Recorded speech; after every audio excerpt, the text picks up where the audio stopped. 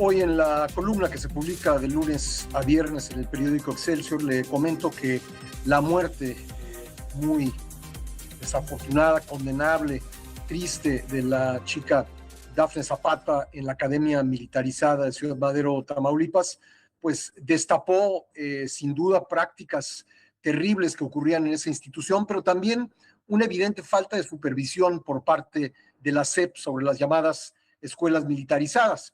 ¿Qué es lo que hace la SEP como respuesta? Pues decide cerrarlas todas. Ayer la mamá de Dafne me decía, nosotros no queremos que cierren ni siquiera esa escuela, porque hay gente que vive, que trabaja ahí, que vive de su trabajo en ese tipo de instituciones, lo que queremos es justicia. Y la SEP, pues quizá para tapar la falta de supervisión que ha tenido durante años sobre este tipo de planteles, decide, pues vamos a cerrarlas todas, hayan hecho lo que hayan hecho. Vamos a platicar sobre este tipo de escuelas y la regulación que seguramente tuvo que haber existido con el doctor Marco Fernández, profesor investigador de la Escuela de Gobierno y Transformación Pública del Tecnológico de Monterrey y además investigador asociado en México Evalúa. Marco, bienvenido nuevamente al programa, ¿cómo estás? Hola Pascal, muy agradecido como siempre para compartir contigo y tu auditorio, pues el análisis de situaciones educativas en esta ocasión, pues a partir de una tragedia que ocurre en Tamaulipas, que como bien dices, evidencia la poca aplicación adecuada de la ley por parte de la autoridad.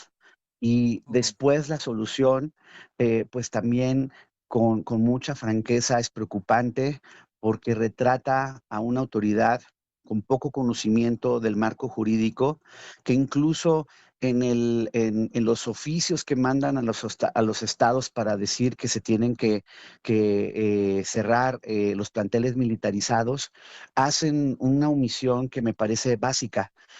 Todo documento de este tipo que establecen órdenes se tiene que fundar y motivar, es decir, identificar cuáles son las razones y cuáles son los marcos jurídicos específicos que sostienen el porqué de dicha decisión. Y uno lee estos oficios y no hay nada de eso, solamente dicen con base en el ejercicio de sus atribuciones legales y la legislación vigente. Perdón, no, se tiene que decir, a ver, de acuerdo al artículo tal de la ley tal, y es ahí Sí. donde si eso no lo pueden hacer, es que se evidencia que la decisión se toma al vapor.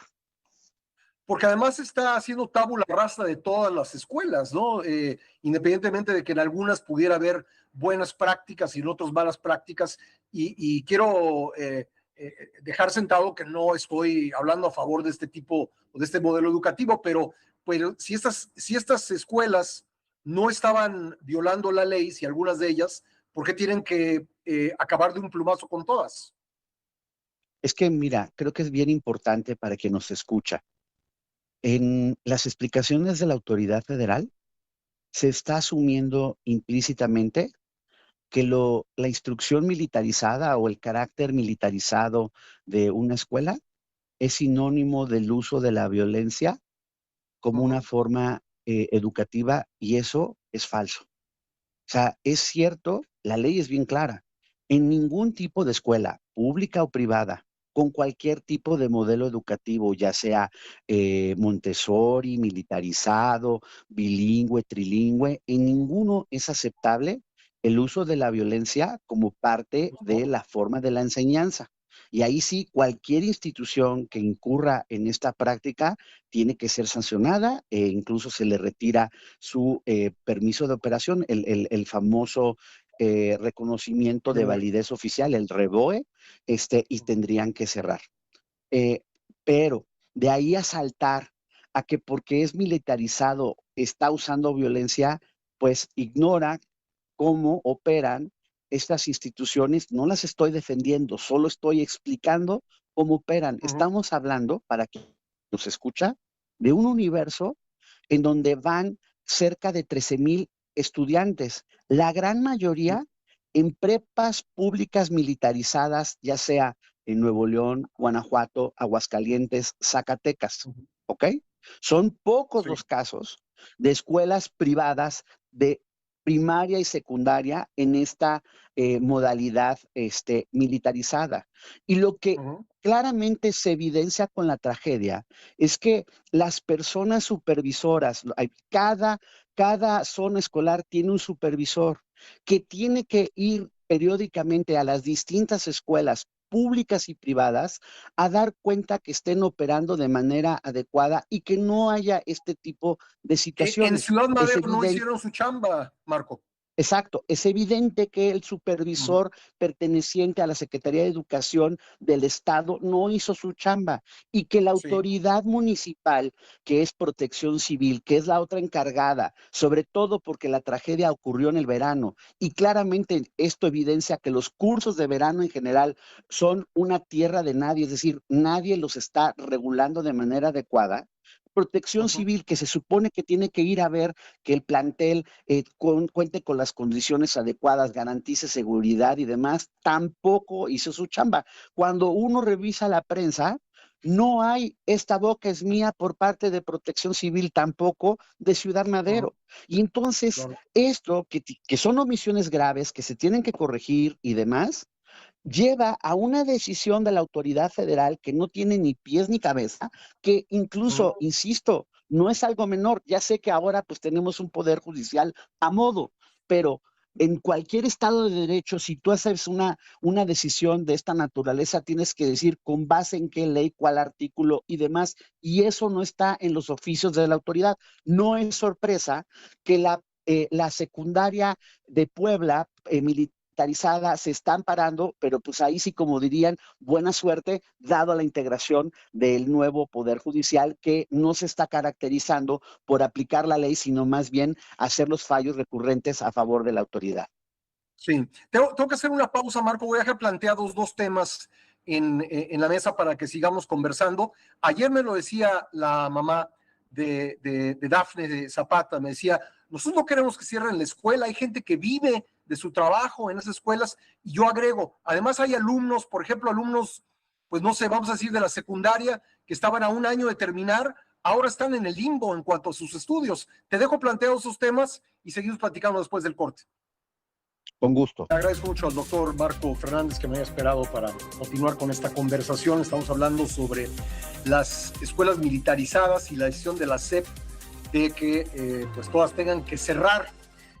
Marco, me decías en el bloque anterior que hay alrededor de 13,000 estudiantes en estas escuelas.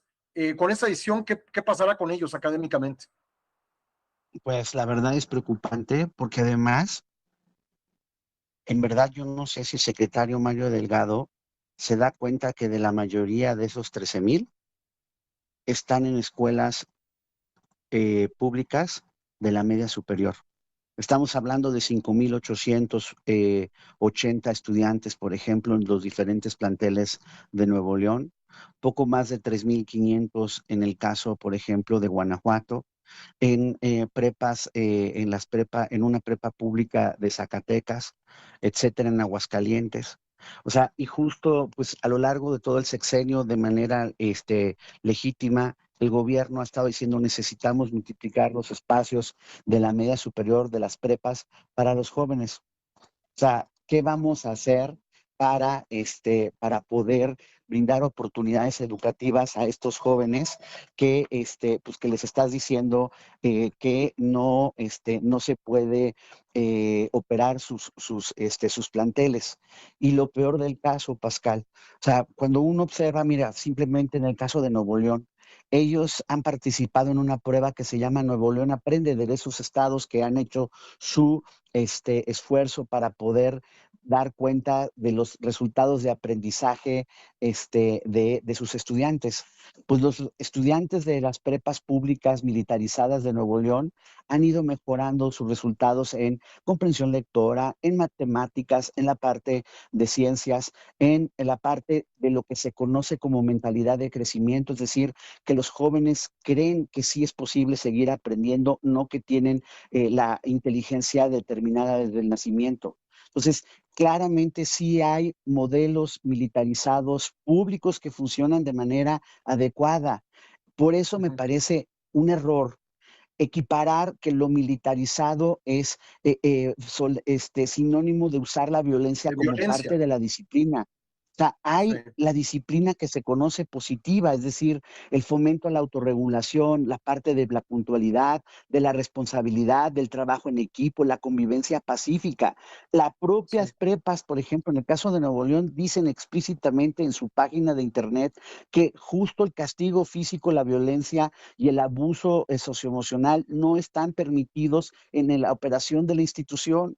Entonces, sí. sí me parece que es preocupante la decisión por parte de la autoridad, que además creo que retrata francamente una poco conocimiento, uno, de cómo opera el modelo, un desprecio de la ley porque ni siquiera fundamenta su decisión. Ujú. Y lo que más me llama la atención es que es irónico que haya esta postura por parte de una autoridad que a lo largo del sexenio anterior y esta, si han hecho algo, es brindarle poder a los militares para hacer acciones Wow, civiles. Y entonces, sí. o sea, digamos, yo esa parte como que digo, no, a ver, espérame, si entonces tú estás asumiendo, como implícitamente lo estás haciendo, que lo militarizado es violento, entonces justifícame que todas las acciones de los servicios públicos, la administración de las aduanas, la parte del tren, la parte de los aeropuertos, etcétera, lo tengan militares, pues es como un cortocircuito. Sí, y además, además de los alumnos, pues están los trabajadores, ¿no? De esas escuelas. Y quería preguntarte si, digamos, aparte de esta tragedia que ocurrió en Ciudad Madero, Tamaulipas, en otros planteles militares, ha habido hechos que pudieran justificar una decisión como esta a rajatabla. Mira, sabemos por lo que ha documentado la prensa que en los últimos 5 años ha habido otros dos casos, un caso en la Ciudad de México, un caso en el Estado de México del uso de la violencia física, pero también hemos visto que no han sido los únicos planteles que han abusado de la violencia física. Hemos No, visto pues ahí están las normales, ¿no? casos preocupantes, exacto, o sea, justo para allá iba. Hace dos Sí. días, la prensa da cuenta de un caso muy lamentable de novatada en el que hay abuso físico de unos estudiantes en Jalisco. De ahí vamos a nosotros a concluir que todas las escuelas normales usan la violencia como parte de su formación, sería un absurdo. De ahí vamos a decir que por lo tanto se tienen que cerrar, sería un doble absurdo. Pues así es la lógica que está llevando la autoridad federal en este caso. Pues sí, pero ahí no se atreven a cerrar las escuelas normales, ¿verdad? No, por supuesto que no, porque políticamente sería una bomba, mayúscula. Aquí, Sí. insisto, creo que anuncian algo para tratar de salir del paso, para tratar de decir, estamos haciendo algo frente a una tragedia, lo cual me parece que es equivocado la forma en que la autoridad está reaccionando. Por supuesto que debe de haber la firmeza de la aplicación de la ley, sin duda alguna, pero entonces lo que tenemos que hacer es más bien regresar a ver por qué las supervisiones escolares no están haciendo de manera correcta su trabajo, que al hacer las visitas en las escuelas públicas y privadas de cualquier tipo de modelo educativo, realmente se den cuenta cómo operan, que puedan hablar con los alumnos para poder darse cuenta si hay algún problema de violencia física, verbal, etcétera, para poder actuar en consecuencia y no hacer anuncios de deslumbrón cuando ya hay literalmente una tragedia sobre nosotros. Sí, yo comento en la columna, estimado Marco, que es la solución mediática de siempre, ¿no? Cuando el dedo está enfermo, lo que hacen es cortar el brazo y de esta manera se quitan la crítica encima sin asumir ninguna responsabilidad. Exactamente, o sea, a mí me parece con franqueza que sí es muy preocupante cómo se están tomando muchas decisiones en materia educativa sin realmente ir al fondo de los asuntos.